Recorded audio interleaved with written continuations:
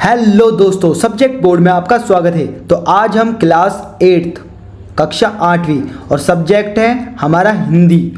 इस साल जो आपका PT1 होने वाला है, इस रिगार्डिंग हम आपके लिए एक सैम्पल पेपर लेकर आए हैं जो कि आपके एग्जाम पॉइंट ऑफ व्यू से इंपॉर्टेंट होने वाला है। दोस्तों, मैं इसको सोल्व करूं इससे पहले यदि आपने चैनल को सब्सक्राइब नहीं करा है तो सब्सक्राइब जरूर कर दीजिएगा, जिससे आपको इसी तरह के अप टू डेट इंफॉर्मेटिव जानकारी मिलती रहेगी। हाँ, ये कर लो पहले। तो दोस्तों, हम इस पेपर को सोल्व करना शुरू करते हैं।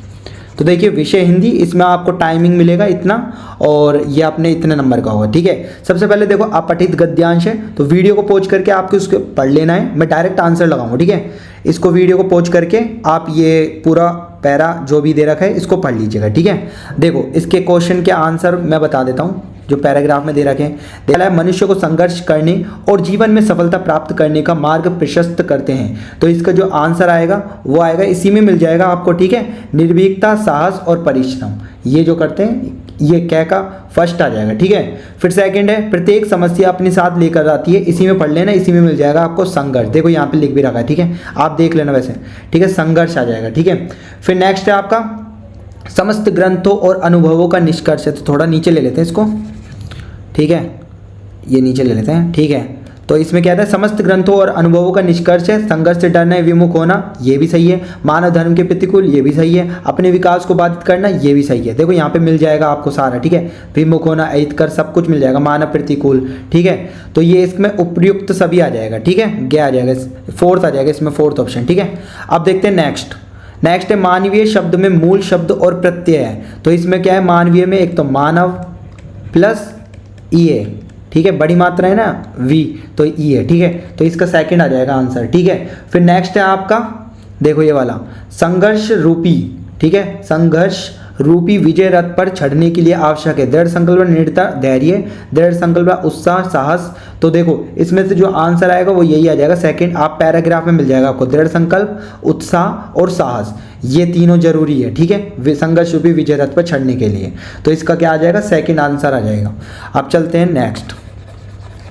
तो नेक्स्ट क्वेश्चन हम देखते हैं जो कि आपका आप ये पठित पद्यांश है। ठीक है, अपठित पद्यांश। ठीक है, पठित पद्यांश ये आपकी बुक में से ही है। ठीक है, दीवानों की हस्ती कविता के रचयिता कौन है, तो भगवती चरण वर्मा है इसके कवि। ठीक है, ये तो आपको पता होगा। फिर नेक्स्ट क्वेश्चन है इस कविता में किसकी हस्ती की बात कही गई है। तो इस कविता में किसकी हस्ती की बात कही गई है, दीवानों की हस्ती। ठीक है, तो इसमें आ जाएगा ख।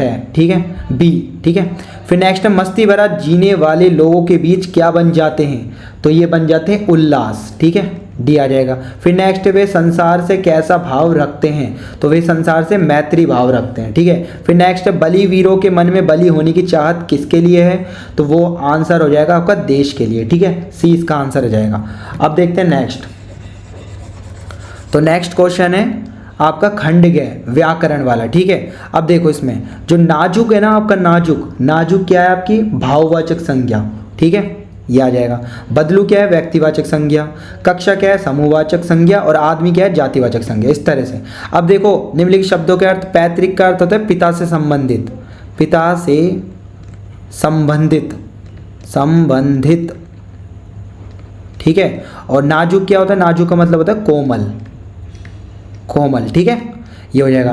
फिर नेक्स्ट है आंखों से ओझल होना, इनको वाक्यों में प्रयोग करना है। ठीक है, तो इसको वाक्य में प्रयोग करेंगे तो कैसे लिखेंगे हम लिख सकते हैं कि आप ऐसे लिख सकते हो कि चांद लिख दो। ठीक है, बादलों के कारण सूरज लिख दो चाहे तो आप, चलो ठीक है लिख दो, बादलों के कारण सूर्य आंखों से ओझल हो गया, आंखों से ओझल हो गया। ठीक है, आंखों से ओझल होना मतलब दिखाई न देना। तो बादलों के कारण सूर्य आंखों से ओझल हो गया। प्राणों की बाजी लगाना, तो ये देखो प्राणों की बाजी लगाना मतलब खुद को दांव पे लगाना, जान की परवाह ना करना। तो इसका जो है ना, इसका आप कमेंट में बताना कि क्या बन सकता है, ठीक है। इसको आप कमेंट में बताना कि क्या हो सकता है, ठीक है।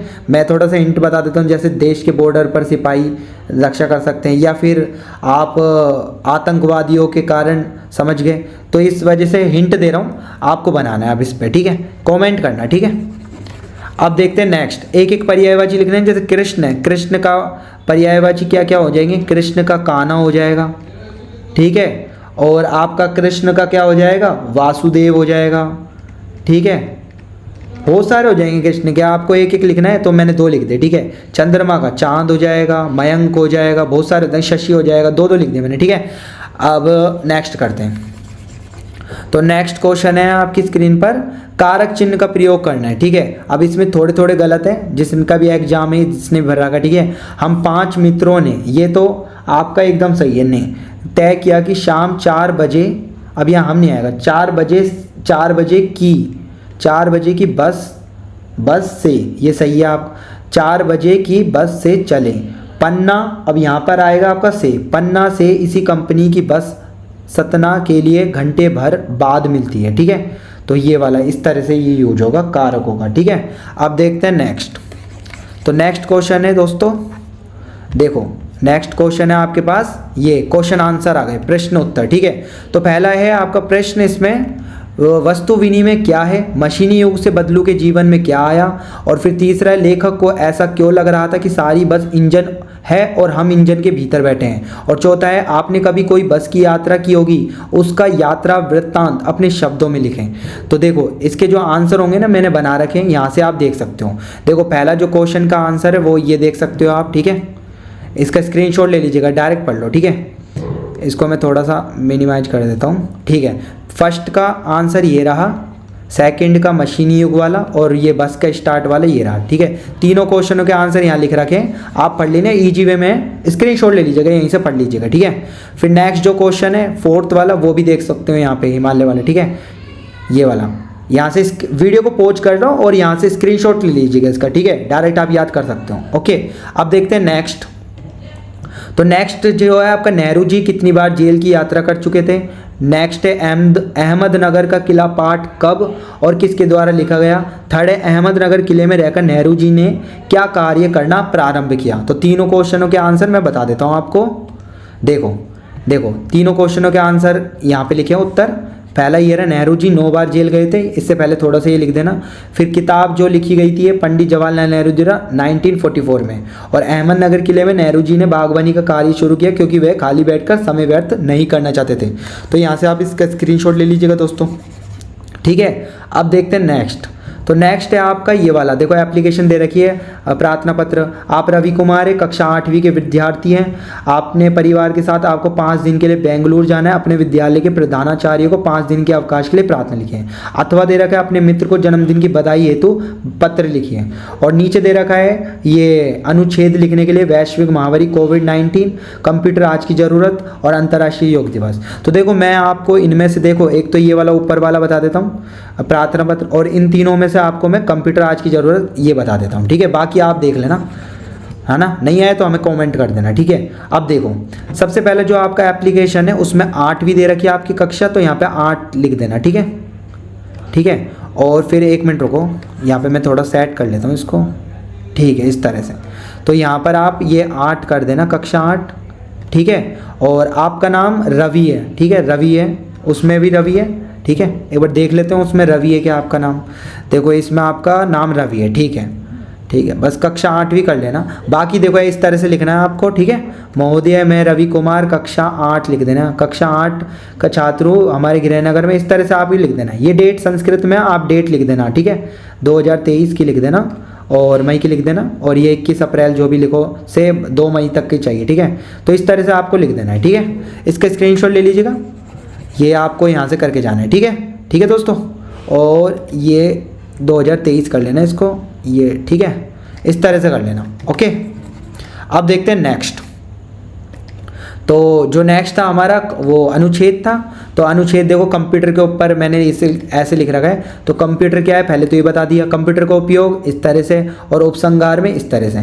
तो ये इसका स्क्रीनशॉट ले लीजिएगा, यहाँ से आप डायरेक्ट पढ़कर जा सकते हो अपने एग्जाम में। तो वीडियो को पॉज करके स्क्रीनशॉट ले लीजिएगा, ठीक है। और अभी हम MCQs की सीरीज चलाने वाले हैं इस चैनल पे, जैसे हिंदी हुआ, इंग्लिश हुआ, साइंस हुआ, साइंस के MCQs, मैथ के MCQs, क्लास 8 के लिए जो इंपॉर्टेंट MCQs हैं, मल्टीपल क्वेश्चन आते हैं ना, मल्टीपल टाइप क्वेश्चंस ABCD, इनमें से कोई सा एक करेक्ट होता है वो वाले क्वेश्चन, ठीक है। तो हमें कमेंट करना कि आपको कौन से सब्जेक्ट के MCQs चाहिए, मैथ के चाहिए, साइंस के चाहिए, SST के चाहिए, तो हमें कमेंट करना, हम आपके लिए जल्दी से जल्दी इसका वीडियो बना देंगे। बस आपका कमेंट की आपका वेट है, कमेंट जैसे ही आप करोगे वैसे ही आपका MCQs आ जाएगा थोड़े दिनों में, ठीक है। तो दोस्तों इसी के साथ हमारा ये सैम्पल पेपर फिनिश होता है। उम्मीद करता हूँ कि इस सैम्पल पेपर ने आपकी एग्जाम प्रिपरेशन को काफ़ी बूस्ट किया होगा। इसी तरह के सैम्पल पेपर्स की अप टू डेट जानकारी पाने के लिए आज ही चैनल को सब्सक्राइब कीजिएगा और बेल आइकन के बटन को दबाना ना भूलिएगा, जिससे आपको इसी तरह के सैम्पल पेपर्स की अप टू डेट जानकारी मिलती रहेगी। तो दोस्तों हम फिर से मिलेंगे, बाय।